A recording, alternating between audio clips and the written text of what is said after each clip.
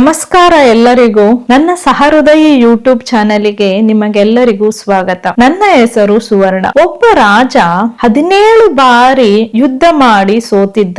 ಆದರೂ ಮತ್ತೆ ಮತ್ತೆ ಯುದ್ಧಕ್ಕೆ ಬರುತ್ತಲೇ ಇದ್ದ. ಕೃಷ್ಣ ಮನಸ್ಸು ಮಾಡಿದರೆ ಅವನನ್ನು ಒಂದೇ ಕ್ಷಣದಲ್ಲಿ ಸಾಯಿಸಬಹುದಾಗಿತ್ತು. ಆದರೂ ಯಾಕೆ ಸಾಯಿಸಲಿಲ್ಲ?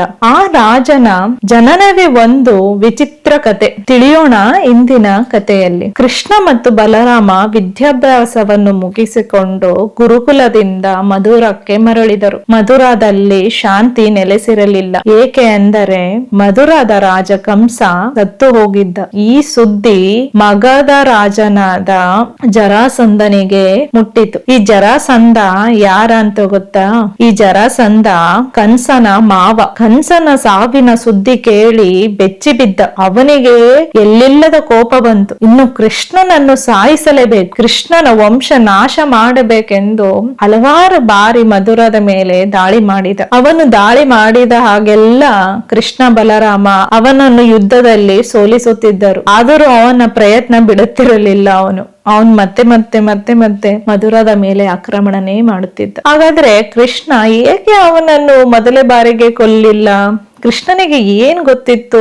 ಕೃಷ್ಣನಿಗೆ ಜರಾಸಂಧನ ಸಾವು ಭೀಮನ ಕೈಯಲ್ಲಿ ಆಗುತ್ತದೆ ಎಂದು ತಿಳಿದಿತ್ತು. ಹೇಗೆ ಅಂತ ತಿಳಿಯೋಣ ಇನ್ನ ಸ್ವಲ್ಪ ಸಮಯದಲ್ಲಿ. ಈಗ ಈ ಜರಾಸಂಧನ ಜನನ ಕಥೆಯನ್ನು ತಿಳಿಯೋಣ. ಈ ಜರಾಸಂಧನ ತಂದೆ ಬೃಹದ್ರಥನಿಗೆ ಮಕ್ಕಳಿರಲಿಲ್ಲ. ಮಕ್ಕಳಿಗಾಗಿ ಹಲವಾರು ಯಜ್ಞ ಪೂಜೆಗಳನ್ನು ಮಾಡಿಸುತ್ತಿದ್ದ. ಒಂದು ದಿನ ಒಬ್ಬ ಮಹಾಋಷಿ ಒಂದು ಹಣ್ಣನ್ನು ನೀಡಿ, ಇದನ್ನು ನಿನ್ನ ಪತ್ನಿಗೆ ತಿನ್ನಿಸು, ಆಗ ನಿನಗೆ ಒಬ್ಬ ಬಲಶಾಲಿ ಪುತ್ರನ್ ಹುಟ್ಟುತ್ತಾನೆ ಅಂತ ಹೇಳಿ ಹೋಗುತ್ತಾರೆ. ಆಗ ಈ ರಾಜ ಅರಮನೆಗೆ ಹೋಗಿ ಅವನಿಗೆ 2 ಹೆಂಡತಿಯರು. ಅವನು ಹಣ್ಣನ್ನು ಒಬ್ಬರಿಗೆ ಕೊಡುವ ಬದಲು ಇಬ್ಬರಿಗೂ ಅರ್ಧ ಮಾಡಿ ಕೊಟ್ಟಿದ್ದ. ಸ್ವಲ್ಪ ದಿನದ ನಂತರ ಆ 2 ರಾಣಿಯರು ಗರ್ಭವತಿಯರಾದರು. ಅವರಿಬ್ಬರಿಗೂ ಮಕ್ಕಳಾಯಿತು. ಆದರೆ ಒಂದು ತಾಯಿಯ ಗರ್ಭದಲ್ಲಿ ಮಗು ಅರ್ಧ ಭಾಗ, ಅಂದ್ರೆ ಅರ್ಧ ಕಣ್ಣು, ಅರ್ಧ ಮೂಗು, ಬಾಯಿ, ಒಂದು ಕೈ, ಒಂದು ಕಾಲು, ಇದು ಒಂದು ತಾಯಿಯ ಗರ್ಭದಿಂದ ಹುಟ್ಟಿದ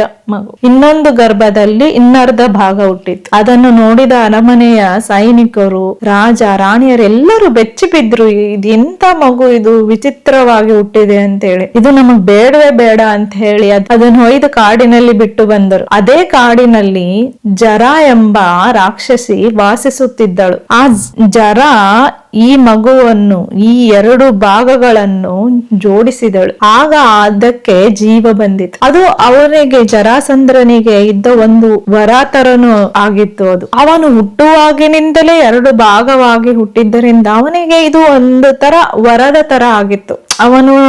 ಅವನ ದೇಹ ಭಾಗ ಮಾಡಿದ್ರು ಅದು ಮತ್ತೆ ಜೋಡಣೆ ಆಗಿ ಜೀವ ಪಡಿತಾನೆ ಇತ್ತು.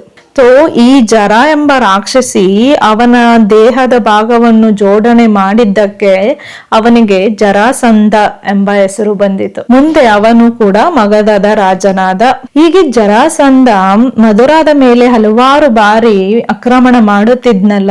ಆಗ ಮಧುರಾದ ಜನರು, ತುಂಬಾ ಜನರು, ಅಮಾಯಕ ಜನರು ಯುದ್ಧದಲ್ಲಿ ಪ್ರಾಣ ಬಿಡುತ್ತಿದ್ರು. ಅದನ್ನು ಸಹ ಕೃಷ್ಣನಿಗೆ ಸಹಿಸಿಕೊಳ್ಳಲಾಗಲಿಲ್ಲ. ಈ ಯುದ್ಧದಲ್ಲಿ ಆ ರಾಜ ನಮ್ಮ ಕೈಯಲ್ಲಂತೂ ಸಾಯುವುದಿಲ್ಲ, ಅಮಾಯಕ ಜನರ ಸಾವು ಆಗ್ತಿದೆ ಅಂತ ತಿಳ್ಕೊಂಡು ಕೃಷ್ಣ ಒಂದು ಉಪಾಯ ಮಾಡ್ತಾರೆ. ಕೃಷ್ಣ ಜನರಿಗೋಸ್ಕರ, ಮಧುರಾದ ಜನರಿಗೋಸ್ಕರ ರಾಧೆಯ ಇಚ್ಛೆಯಂತೆ, ರಾಜೆಯ ಆಸೆಯಂತೆ ಒಂದು ನಗರವನ್ನು ಸಮುದ್ರದ ನಡುವೆ ನಿರ್ಮಾಣ ಮಾಡ್ತಾರೆ. ದ್ವಾರಕ ಅಂತ ಹೆಸರಿಡ್ತಾರೆ. ಆ ದ್ವಾರಕ ಸಮುದ್ರ ಮಧ್ಯದಲ್ಲಿ ಇರುವುದರಿಂದ ಜನ ಹೋಗುವವರೆಗೆ ಕೃಷ್ಣ ಒಂದು ತಾತ್ಕಾಲಿಕ ಸೇತುವೆ ಅನ್ಬೋದು, ಅದನ್ನ ನಿರ್ಮಾಣ ಮಾಡಿದ್ದ.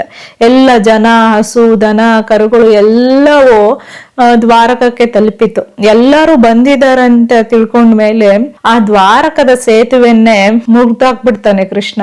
ಆಗ ಆ ಜರಾಸಂಧನ ಸೈನಿಕರು ದ್ವಾರಕದ ಮೇಲೆ ದಾಳಿ ಮಾಡಲು ಎಷ್ಟು ಪ್ರಯತ್ನ ಪಟ್ಟರೋ ಅವರಿಗೆ ಆ ಸಮುದ್ರವನ್ನು ದಾಟಲು ಆಗುವುದಿಲ್ಲ. ಹೀಗೆ ಆ ಯುದ್ಧ ಮಾಡುವುದನ್ನು ಬಿಟ್ಟು ಕೃಷ್ಣ ಮಧುರದಿಂದ ದ್ವಾರಕಕ್ಕೆ ತನ್ನ ಜನರೊಂದಿಗೆ ಹೋದದ್ದಕ್ಕೆ ಜರಾಸಂಧನ ಸೈನಿಕರು ಎಲ್ಲರೂ ನಗಾಡುತ್ತಾ ಕೃಷ್ಣ ಹೇಳಿ ಯುದ್ಧ ಮಾಡುವುದನ್ನು ಬಿಟ್ಟು ಊರ್ ಬಿಟ್ಟೆ ಹೋಗಿದ್ದಾನೆ ಅಂತ ಹೇಳಕತ್ರು. ಆದ್ರೆ ನಮಗೆಲ್ಲ ಗೊತ್ತಲ್ವಾ ಕೃಷ್ಣ ಯಾಕೆ ಯುದ್ಧದಿಂದ ಹೊರ ಹೋದ್ರು ಅಂತ. ಹಾಗಾದ್ರೆ ಈ ಜರಾಸಂಧನ ಯಾರು ಕೊಲ್ತಾರೆ, ಈ ಜರಾಸಂಧನ ಅಂತ್ಯ ಹೇಗೆ ತಿಳಿಯೋಣ. ನಂತರ ಕೃಷ್ಣ ಪಾಂಡವರನ್ನು ಭೇಟಿಯಾಗ್ತಾರೆ. ಅಲ್ಲಿ ಯುಧಿಷ್ಠಿರನಿಗೆ ರಾಜಸೂಯ ಎಂಬ ಯಜ್ಞ ಮಾಡಬೇಕೆಂಬ ಆಸೆ. ಆ ಯಜ್ಞಕ್ಕೆ ಹಲವಾರು ರಾಜರು ಅವಶ್ಯಕತೆ ಇರುತ್ತೆ.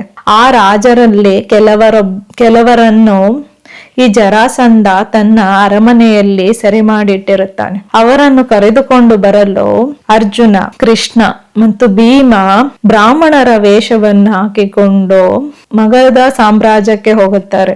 ಆಗಿನ ಕಾಲದಲ್ಲಿ ಬ್ರಾಹ್ಮಣರಿಗೆ ಮಾತ್ರವೇ ಏನು ಪ್ರಶ್ನೆ ಕೇಳ್ತಿರ್ಲಿಲ್ಲ ಅರಮನೆಗೆ ಒಳಗಡೆ ಬರುವುದಕ್ಕೆ, ಅವರೆಲ್ಲ ಬಂದ್ಬಿಡ್ತಿದ್ರು. ಅದೇ ತರ ಇವರು ಬ್ರಾಹ್ಮಣ ವೇಷ ಹಾಕಿಕೊಂಡು ಬಂದ ನಂತರ ಅವರಿಗೆ ಇದ್ದ ಉದ್ದೇಶ ಅಲ್ಲಿದ್ದ ಸೆರೆಯಾಗಿದ್ದ ರಾಜರನ್ನು ಬಿಡಿಸಿಕೊಂಡು ಹೋಗುವುದು. ಅದಕ್ಕಾಗಿಯೇ ಈ ಭೀಮ ಅತಿ ಬಲಶಾಲಿ. ಆಗಿನ ಕಾಲದಲ್ಲಿ ಭೀಮ ಅಂದ್ರೆ ಅವನ ಶಕ್ತಿಗೆ ಅವನು ಹೆಸರುವಾಸಿ. ಈ ಭೀಮ ಜರಾಸಂಧನಿಗೆ ಸವಾಲಾಗ್ತಾನೆ, ಬನ್ನಿ ನನ್ನ ಜೊತೆಗೆ ಯುದ್ಧದಲ್ಲಿ ನೀವು ಗೆಲ್ಲಿ ಅಂತೇಳಿ.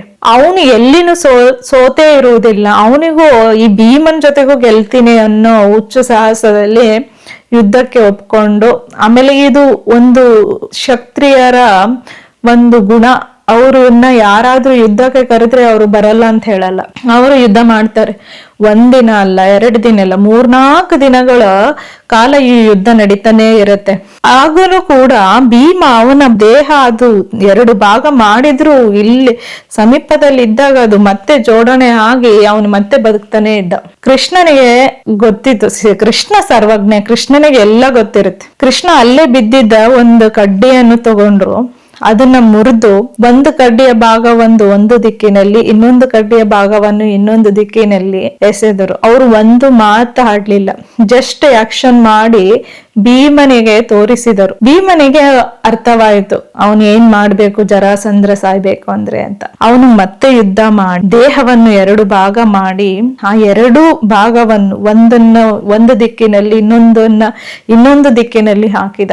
ಆಗ ಜರಾಸಂಧನ ಅಂತ್ಯವಾಯಿತು. ಹೀಗೆ ಜರಾಸಂಧನ ಅಂತ್ಯವಾಯಿತು. ಇವತ್ತಿನ ನಮ್ಮ ಕತೆ ನಿಮಗೆ ಇಷ್ಟವಾಗಿದೆ ಎಂದು ಭಾವಿಸುತ್ತೇನೆ. ಮತ್ತೊಂದು ಕಥೆಯ ಜೊತೆಗೆ ಮುಂದಿನ ಭಾಗದಲ್ಲಿ ಸಿಗೋಣ. ನಮಸ್ಕಾರ.